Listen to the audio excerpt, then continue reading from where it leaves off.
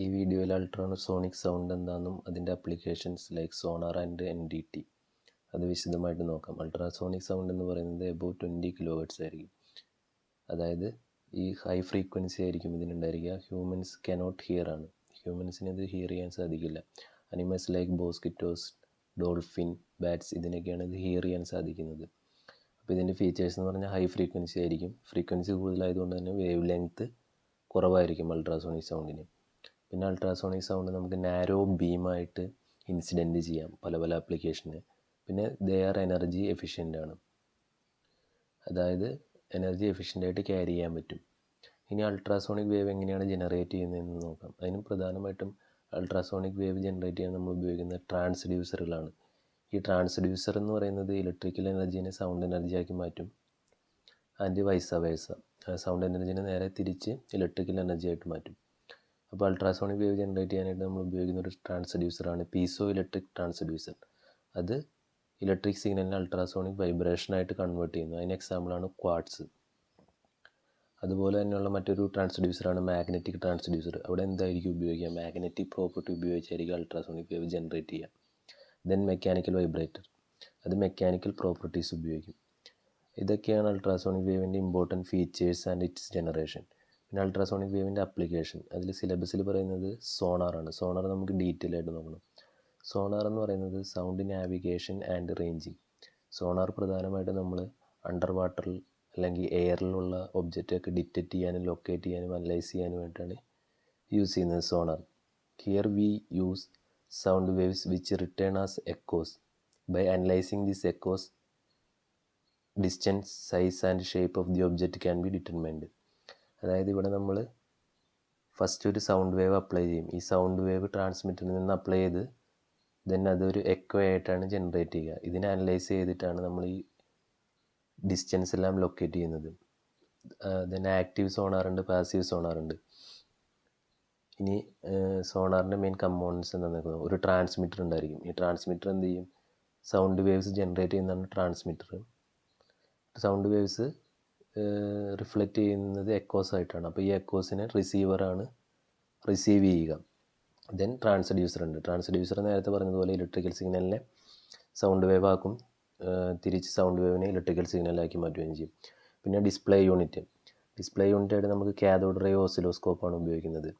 അതായത് ഈ ഡിസ്റ്റൻസ് എല്ലാം നമ്മൾ വിഷ്വലൈസ് ചെയ്യുന്നത് ഒരു ഡിസ്പ്ലേ യൂണിറ്റിലായിരിക്കും. ദെൻ ഇതിൻ്റെ അപ്ലിക്കേഷൻ ഉണ്ട്. സോണാർ എന്തിനൊക്കെ അപ്ലൈ ചെയ്യാമെന്ന്. Marine navigation used by ships. Then military application, submarines detect ചെയ്യാനായിട്ട് മിലിറ്ററി ആപ്ലിക്കേഷനിൽ ഉപയോഗിക്കുന്നു. ഫിഷിംഗ് ഉപയോഗിക്കും. അതായത് നമുക്ക് സ്കൂൾസ് ഓഫ് ഫിഷ് ഷോട്ട്സുള്ള ഏരിയാസ് ലൊക്കേറ്റ് ചെയ്യാനായിട്ട് സോണാർ ഉപയോഗിക്കാം. ഓഷ്യാനോഗ്രഫി, അണ്ടർ വാട്ടർ സ്റ്റഡീസിന് ഉപയോഗിക്കുന്നു. അതാണ് ഓഷ്യാനോഗ്രഫി. ദെൻ എൻവയോൺമെൻറ്റൽ മോണിറ്ററിങ്ങിന് സോണാർ ഉപയോഗിക്കാം. പിന്നെ സെർച്ച് ആൻഡ് റെസ്ക്യൂ പർപ്പസിനും സോണാറിൻ്റെ ഉപയോഗം ഉണ്ട്. ഇനി നമ്മൾ സോണാറിൽ എങ്ങനെയാണ് അതിൻ്റെ പ്രവർത്തനം നടക്കുന്നതെന്ന് നോക്കാം. എന്തുകൊണ്ടാണ് സോണാറിൽ നമ്മൾ അൾട്രാസോണിക് സൗണ്ട് ഉപയോഗിക്കുന്നതെന്ന് പറഞ്ഞാൽ, ultrasonic sound less scattered by water. വാട്ടറിനാൽ സ്കാറ്ററിങ് അൾട്രാസോണിക് സൗണ്ട് വളരെ കുറവായിരിക്കും. അതുകൊണ്ടാണ് നമ്മളത് സോണാറിൽ ഉപയോഗിക്കുന്നത്. ഇനി ഇതിൻ്റെ വർക്കിംഗ് എന്താണെന്ന് പറഞ്ഞു. നമ്മൾ പറഞ്ഞൊരു ട്രാൻസ്മിറ്റർ ഉണ്ട്, റിസീവർ ഉണ്ട്. അപ്പോൾ മെയിൻ യൂണിറ്റ് എന്ന് പറയുന്നത് ഒരു ട്രാൻസ്ഡ്യൂസർ ആയിരിക്കും. ഈ ട്രാൻസ്ഡ്യൂസർ, അതായത് സബ്മറൈനിൽ ഇപ്പോൾ ഒരു ഒബ്ജക്റ്റ് ഇരിക്കുന്നു, അതാണ് ഈ ഫിഗറിൽ കാണിച്ചിരിക്കുന്നത്. അപ്പോൾ ട്രാൻസ്ഡ്യൂസർ വഴി നമ്മളൊരു അൾട്രാസോണിക് സിഗ്നൽ ജനറേറ്റ് ചെയ്യുന്നു, ഒരു സൗണ്ട് വേവ് ജനറേറ്റ് ചെയ്യുന്നു. അപ്പോൾ അതൊരു ഒബ്ജക്റ്റിലെത്തിയിട്ട് റിഫ്ലക്റ്റ് ചെയ്ത് നമുക്ക് ഈ എക്കോ സിഗ്നൽ കിട്ടുന്നു. ആ എക്കോ സിഗ്നൽ നമ്മൾ ഡിറ്റക്ടറിലൂടെ വാച്ച് ചെയ്യുന്നു, അതായത് CROയിലൂടെ വാച്ച് ചെയ്യുന്നു. അപ്പോൾ നമുക്കിവിടെ ഒരു ഇക്വേഷൻ ഉണ്ട് ഡിസ്റ്റൻസ് ഫൈൻഡ് ചെയ്യാനായിട്ട്. VT is equal to 2D. Distance എന്ന് പറയുന്നത് VT/2. അതിൽ ഈ വെലോസിറ്റി, ഈ വരുന്ന വേവിൻ്റെ വെലോസിറ്റിനെയാണ് V എന്ന് പറയുന്നത് സൂചിപ്പിക്കുന്നത്. Then time.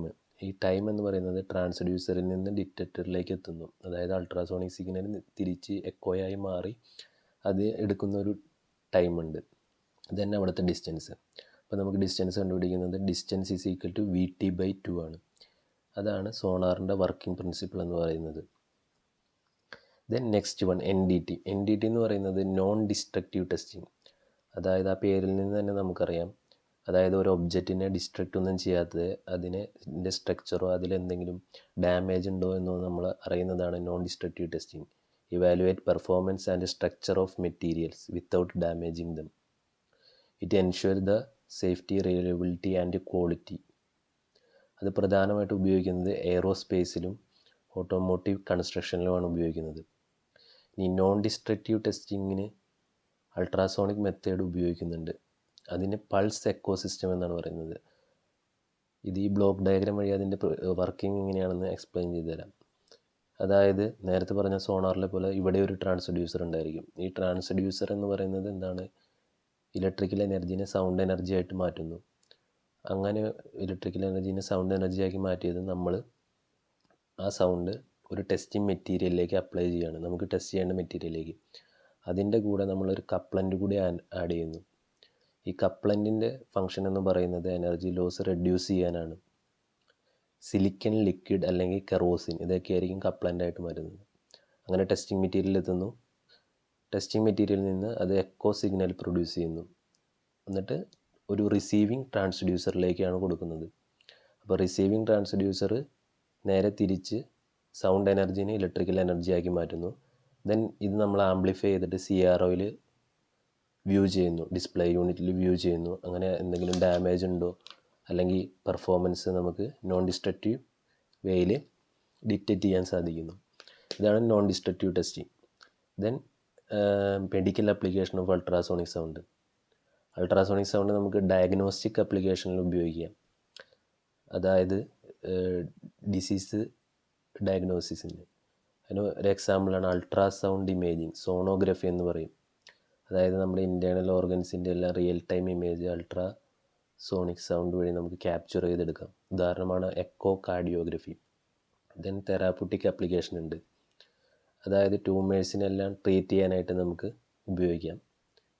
Four example liver cancer, breast cancer, ഇതിനൊക്കെ അൾട്രാസോണിക് സൗണ്ട് ട്രീറ്റ്മെൻറ്റ് നമുക്ക് ഉപയോഗിക്കാം. പിന്നെ ഫിസിയോതെറാപ്പിയിൽ ഉപയോഗിക്കാം. അത് വൗണ്ട് ഹീലിംഗ്, മുറിവുകളെല്ലാം ഉണങ്ങുന്നത് പെട്ടെന്ന് ആക്സിലറേറ്റ് ചെയ്യുന്നു. പിന്നെ ലിത്തോ ട്രിപ്സി, അതൊരു മെഡിക്കൽ ആപ്ലിക്കേഷനാണ്. അതായത് കിഡ്നി സ്റ്റോൺസ് എല്ലാം ബ്രേക്ക് ഡൗൺ ചെയ്യുന്നു. അപ്പോൾ ഇതെല്ലാമാണ് സോണാറിൻ്റെ മെയിനായിട്ടുള്ള ആപ്ലിക്കേഷൻ. സോണാറിൻ്റെ അല്ല, അൾട്രാസോണിക് സൗണ്ടിൻ്റെ. സോണാർ ആൻഡ് NDT അത് ഡീറ്റെയിൽ ആയിട്ട് തന്നെ പറഞ്ഞിട്ടുണ്ട്. അതുപോലെ തന്നെ പ്ലേലിസ്റ്റിൽ ഈ മൊഡ്യൂൾ 3 അക്കോസ്റ്റിക് എന്ന് പറഞ്ഞിട്ടുള്ള എല്ലാ ഭാഗവും കംപ്ലീറ്റ് ചെയ്തിട്ടുണ്ട്.